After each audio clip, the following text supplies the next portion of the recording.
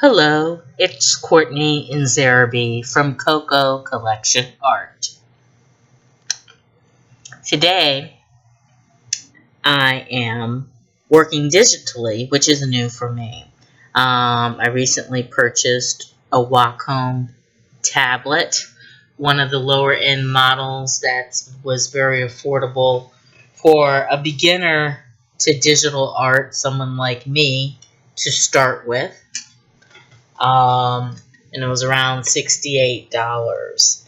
I use a regular PC, Hewlett Packard PC, and it's been a learning curve trying to adjust to a digital pen and a tablet and not really drawing directly on the surface like paper, drawing on the tablet and seeing it on the monitor ahead of me. And for those of you that know me, you know my inspiration is always found within food. Food is art. And so a lot of my favorite subjects I find in my pantry or in the supermarket or when I'm traveling or a restaurant. But I was taken aback by the beauty of the shifting seasons and the different foods available. And I saw these Blue Hubbard squashes in one of the local supermarket chains that honestly I really don't frequent that often.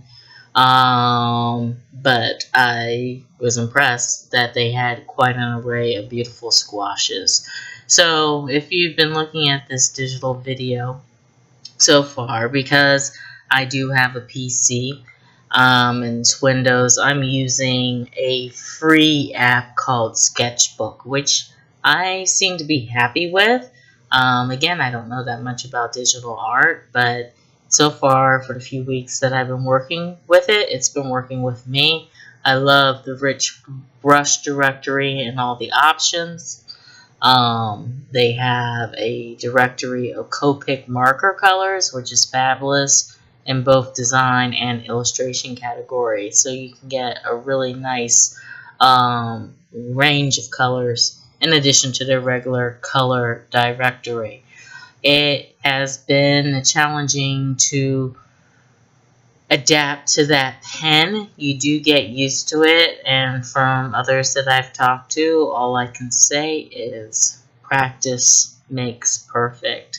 So if you saw from the beginning, I am feeling my way. It's kind of wobbly with that pen, getting those initial lines and that shape mapped out, and I really take advantage, and I'm still discovering all the options and textures within the brush directory. But as you see, the Blue Hubbard Squash is starting to take shape here. Normally what I like to do is fill in my shapes with a base of airbrush color just to get the feel, and then from there I layer it with other colors and use other textures and strokes to really start defining what I am painting, digitally painting. And the beauty of this is if you make a mistake, if you go out of line, out of bounds, you can erase it and do it again or cover it up. The colors blend on top of each other. I can put a lighter color on top of a darker color and it shows up. And far more flexibility than what you get with paper and pen. As one of my former art teachers was telling me, she loves it because you can mix mediums that you normally cannot mix in real life on paper, but digitally it's a whole different ballgame. So now you see here I'm adding more highlights. I'm really trying to show the grooves, the curves, the light, how it hits that Blue Hubbard squash, as well as show those brilliant teal, green, and blue shades. Notice the stem I drew, but I'm kind of leaving it alone until I perfect the shading and color and highlights of that Blue Hubbard Squash. And I liked it not only for the colors, but as you see with a lot of squash and gourds in the fall season, they have beautiful imperfections on the outside that I was trying to capture on the skin. And you can look at the side panels, you can see the colors, and then the brush and how I'm going back and forth changing it. I get paranoid. I've only lost one illustration that has disappeared into nowhere land, but I save as I go periodically, just so I can pick up from where I left off. If it's not automatically saving for you, I don't know what happened that one time that I lost it, but like I said, it's all a learning curve. Now you see I'm starting to show that texture on the skin. Now I did a more sped up version of this video with less dialogue on my Instagram IGTV. If you want to head over there and look at it more like in a time-lapse fashion. But this, as I'm new to YouTube, well, not so new, but not as active, and plan to be more active, I'm trying to give more detail. What I'm finding as I'm rediscovering my art is a lot of people are influenced by what I'm doing and inspired and want to do it themselves and pick up with it. So I'm just sharing my journey along the way with you.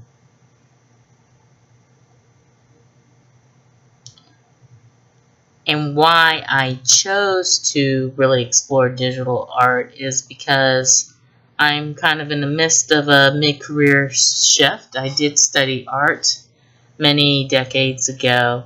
I studied fashion design, and the teachers always said, you should really gone into fine arts. I have more of an affinity for fine arts.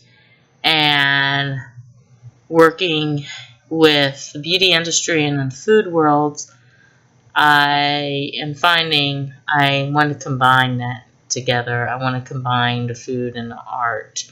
And I have been selling paintings doing that. And my most recent project is I am currently illustrating an historical cookbook that will be coming out for publication in October. So with the trials and errors with that, I really thought it was time to invest in teaching myself how to do this. And that's the beauty of the YouTubes of the world and social media. It's almost, you can self-teach yourself a lot of this stuff. I mean, not discounting what you learn in school, which is so much valuable information, but to be able to kind of teach yourself this with a minimal investment is amazing.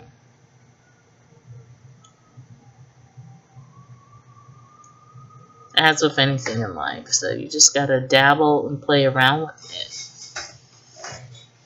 And I like to change my mediums up because I find that keeps me more focused, and actually makes me a better artist when I change over mediums. Lately, the past month or so, I've been in a black and white sort of ink phase. Before that, I was like more in a charcoal phase. If you can see some of the previous videos that I posted here on YouTube, sometimes I'm in a watercolor phase, sometimes I'm in an oil phase. And that's what I love about digital. You can play with all these different sort of textures and mediums to get those effects with your work. You see it coming together. Now I'm working on the stem. A lot of texture and gnarliness and grooves in that stem.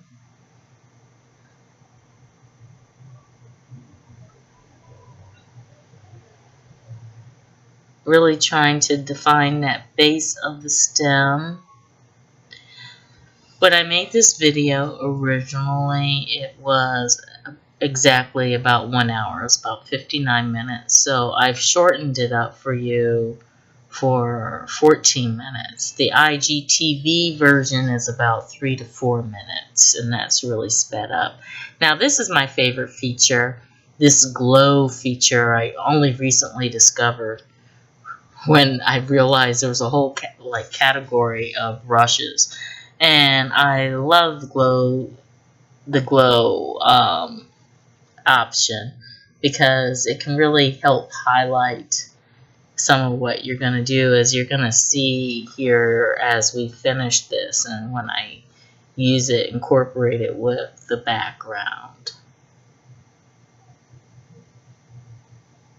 I don't know, I'm on this Flemish Masters Dutch kick, and I really love doing still lives of like a deep, dark, black background.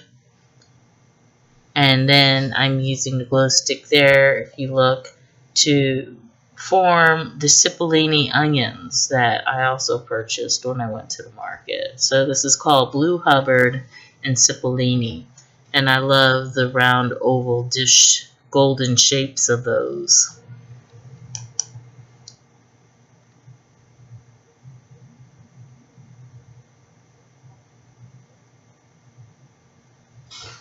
And you see it's starting to come clear, but the background is going to really make it pop. It's just building and building and building.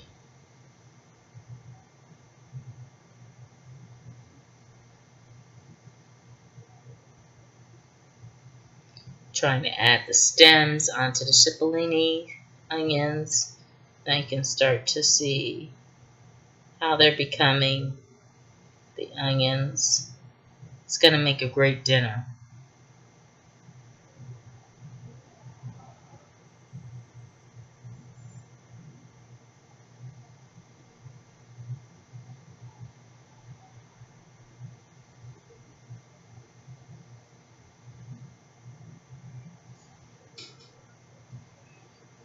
Again, that highlight, you wonder why golden onions? Well, that's what I see. I see a lot of luminosity and gold in those colors with those onions.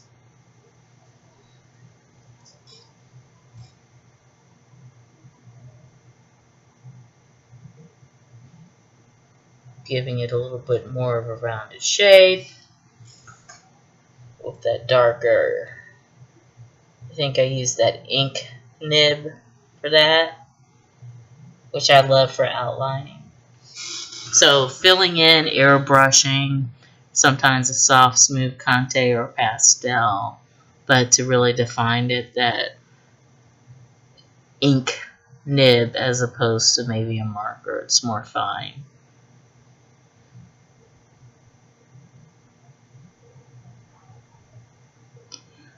If you have any questions or comments, I'd love to hear from you.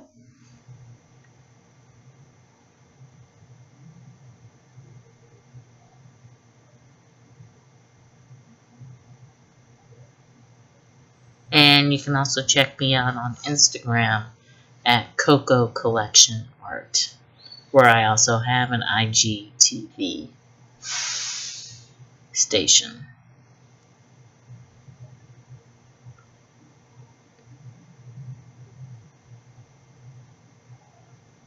And here we go with that black background. Again, using the airbrush, I carefully went around the subjects, being careful not to blur them or mark the edges. But I did on some cases, so that's why I love the hard eraser feature. So you can go back and reverse and do it again. If I did this on paper, it would have been ruined.